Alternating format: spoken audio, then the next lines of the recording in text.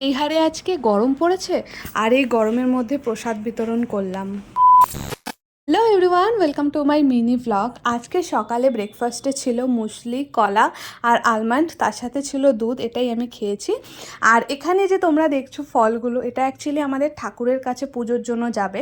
আর এটা পুজোর জন্য মানে রিজনটা পুরোপুরি বলছি, সেটা হলো আমাদের মিনিমাম 7 মাস আগে একটা মানত ছিল, তো সেটাই জন্য এখানে পুজো দেওয়া। আর এটা 3 মাস আগে মন্দিরে আমরা বলে টাকা দিয়ে রেখেছিলাম। তো কালকে ডেটটা মানে 19 তারিখের ডেটটা ফিক্সড হয়েছিল।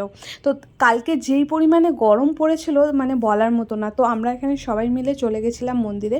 আর এখানে আমি প্রসাদ দিচ্ছিলাম, আমার বোনও দিচ্ছিলো, মানে সবাই দিয়েছি এক এক করে। তো এখানে দেওয়ার সময় ডোডো তো ওখানে যেহেতু একা ছিল, তো মা ডোডোকে দেখছিল, মা আর ছোটো বোনও মিলে। আর এখানে যখন আমি প্রসাদ দিচ্ছিলাম কিছুক্ষণের মধ্যেই আমি ঘেমে গেছি, এত গরম। তারপরে আমি কিছুক্ষণ পরে বোনকে আর ডোডোকে নিয়ে চলে গেছি হলো ওখানে পাশেই একটা প্লেগ্রাউন্ড ছিল, যেখানে মাঠের মধ্যে গেছিলাম। আর অনেক বাচ্চা ডোডোকে দেখে চলে এসছে। আর যেহেতু অনেক দিন পরে ডোডো এত বড় একটা মাঠ পেলো, ও বেশ খুশি হয়েছিল, বাচ্চাগুলোর সাথে খেলছিল। আর যেটা বলার সেটা হচ্ছে, আমি কিন্তু এই ব্লগটা খুব তাড়াতাড়ি তোমাদেরকে মানে খুব তাড়াতাড়ি আমি আপলোড করব, 2 দিনের মধ্যে, বা আমি কালকে সম্ভবত চেষ্টা করব আপলোড করার।